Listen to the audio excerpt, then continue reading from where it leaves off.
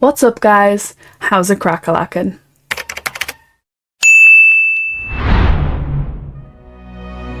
Welcome back to making Newcrest magical with a new series on my channel I'm calling Sho Challenges, where I challenge myself to do weird and wacky things within games just for your entertainment.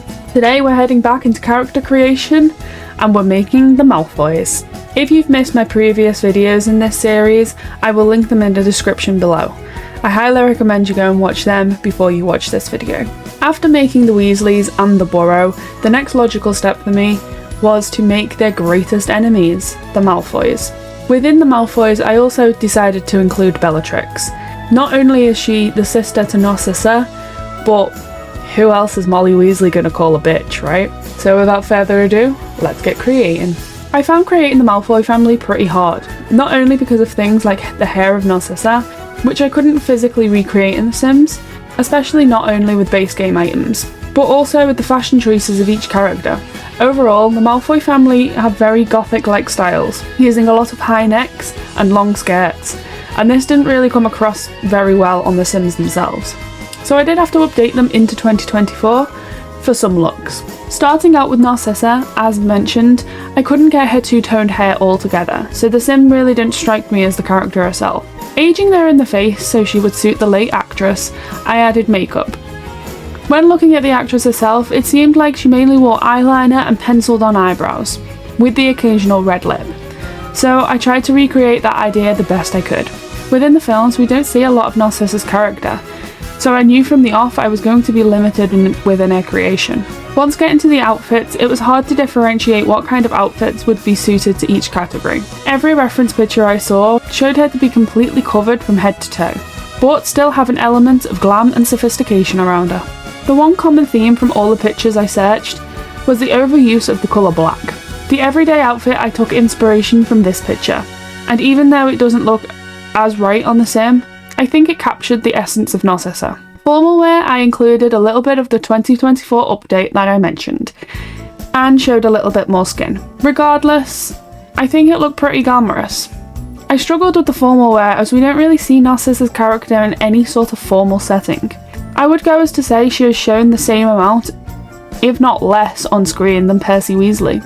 Active, sleep and swimwear were again areas I had the most issue with, as I will in each character creation. So knowing my character, I tried my best to put them into whatever I thought was going to suit them best. Party wear, I chose a suit looking outfit.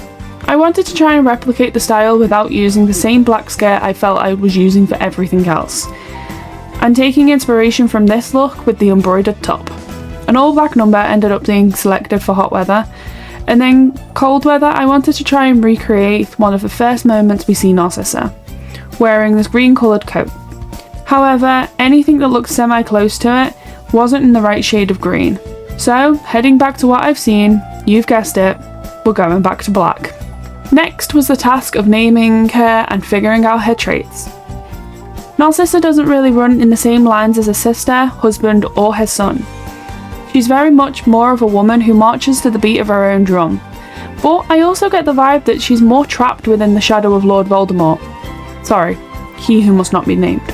Giving her the traits of neat, perfectionist, and family orientated, I gave her the family related aspiration. I had to. The worry she has over her son once he's named by the Dark Lord meant that it wouldn't make sense to have it as anything else. But then it was on to Lucius. Lucius and Draco are my all-time favourite characters within the whole franchise. And with one of my favourite actors actually being Jason Isaacs, I knew from the off I wanted to try and do this as much justice as I could. Perfecting that long blonde hair that Lucius sports and that always gave me that massive hair envy growing up, I was automatically happier with how this character was going. Similar to Narcissa and the rest of the family, Lucius always seems to dress quite smart and always covered up as best he can, and always with that cane by his side. Unfortunately, I couldn't add the cane in the sim version, so let's just do that pretend thing that we do, shall we? For every day, I chose an all black suit combo, taking inspiration from the time he ran into the Weasleys at Flourish and Blotts. Lucius always looks like he wants to be the most important looking person in the room, which honestly works for him. He always looks so put together and smart, and as we know, He fully thinks he's from the greatest family because he is pure-blooded. What irritated me slightly was when I got to formal wear. Lucius is always parading around in suits and looks so smart all of the time. So formal wear didn't have the same hit and pizzazz that it normally does. But again for this, I chose another all-black suit, but this time opted for a black tie and shirt. For party wear, I chose to take inspiration from the embellished coat outfit that we see in Philosopher's Stone. Although there is less cream and more black in the actual outfit, Sims don't allow the option to add a jacket or a coat over the top of this, so I had to work with what I had. Hot weather was the one that actually made me laugh. Looking at various reference pictures of Lucius, I didn't want to put him in another suit for the hot weather option, but when I came across this fancy dress option, I immediately found it perfect. I'll admit, I have yet to see Lucius Malfoy look like a Jedi, but the overall vibe of this outfit really fit the aesthetic that I was going for. It made me laugh that the one thing that gave me this vibe in the entire of the base game was part of the costume section. On to cold weather, and completely forgetting this look from when we was watching the Quidditch game, I once again put my creative hat on and opted for this. I wanted to choose something that was moving away from the suits but also had an element of smart and sophistication around it. I don't know how well it'll do in keeping him warm for the cold weather, but at this point I was running out of options. Giving him his name and loyal, mean and snob traits, I realised there was one thing I needed to make Lucius into, well, Lucius. Although it's not exact, it wouldn't be Lucius Malfoy without the tattoo on his arm. I did even look for the option for a neck tattoo to link into the Azkaban number that we see on his neck in the last film. But with Sims base game, there was no hurrah. Before heading onto the youngest Malfoy, I had to use genetics to conjure up Narcissa's sister, Bellatrix Lestrange. Unfortunately, from the off, and knowing what I was working with by this point, base game wise, I knew that Sims wouldn't allow me to create Bella in the way that I wanted to, but I had to try my best. When looking at Bellatrix as a whole, she seems like a very glamorous character, going along with the overall theme of the Malfoys. However, you can certainly see what 14 years in Azkaban has done to her. So, giving her the traits of erratic, mean, and family-orientated seemed to fit Bella perfectly. And also putting her aspiration into fortune. There wasn't really any aspiration within The Sims that I thought really captured Bella's character, so fortune seemed like the only logical one. And then it was on to making this insane woman. In the base game, there isn't really a hairstyle that just engulfed the sim like Bella's curls do. Any hairstyle that looked the same texture was too short, and any the right length were just too straight. So I end up meeting in the middle. And I even changed it halfway through character creation, as the one that I chose looked way too similar to the one that I've chosen for Narcissa.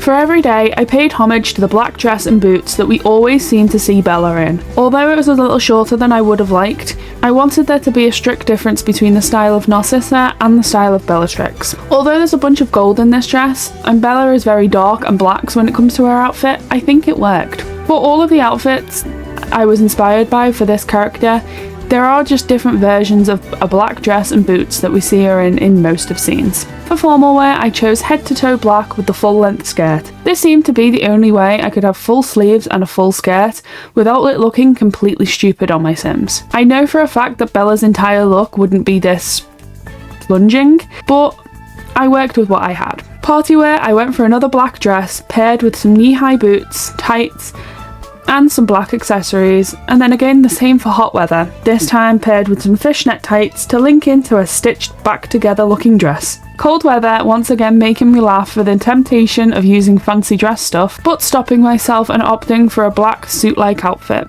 this time with pants and paired with, you guessed it, black boots. Then it was time for my absolute favourite character, Draco Malfoy. Using the genetics feature to get Draco, I made him a child, so it matched with the age of Ron, and gave him the mental aspiration, and picked mean as his one trait. Although in the later films the mean trait might die off a little bit, as he realises who the Dark Lord is, but some things he does to Harry really are horrible, so it seemed to fit. Ideally, I wanted to find his slicked back hair that he sports in the first few films, but I couldn't find the one that really screamed Draco, so I opted for this one instead. It's longer than I'd like, but it reminds me of the kind of messy hair that we see from Half-Blood Prince onwards, and in my opinion, best Draco. When it comes to outfits, I realised I was pretty limited, probably because Draco only gets 31 minutes of screen time in all of the films. One thing I knew for certain formal wear had to be the all-black suit that he seems to sport a lot in the later films. Personally, I love this look for Draco, and even though the closest I could get was an all-grey suit,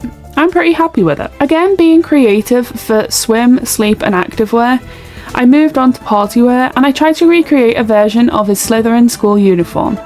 Although I couldn't get the signature green in there, it still ties in with the smart and sophisticated idea surrounding the rest of his family. For hot weather, I chose this all-black ensemble, tying in with the rest of the family and their gothic-like look. And for cold weather, I had to pay homage to that one scene in Prisoner of Azkaban. I also incorporated that Slytherin green in the coat, which I was happy with. And although the hat I chose for him didn't have the grey fluff around it, it still looked similar, so I was quite happy. Although it feels slightly strange not including Dobby within this family, there's also no physical way that I would be able to make him. Maybe at a later date I'll add the pets pack and give them a Sphinx cat and name it Dobby, so that'll be better. Then all that was left was to select the perfect family photo and move them into their new lot, ready for building. Although I chose the biggest lot in Newcrest for Malfoy Mansion, I may move them elsewhere before building, mainly because I realised I do have to build Hogwarts, and that kinda needs the biggest lot. But just like that, the second family's made. Let me know if you would have done anything different when making these characters, and did I forget anything? Let me know in the comments below. I always want to know what you guys are thinking. But for now, thanks for watching, take care of yourselves, and I'll see you in the next one. Bye!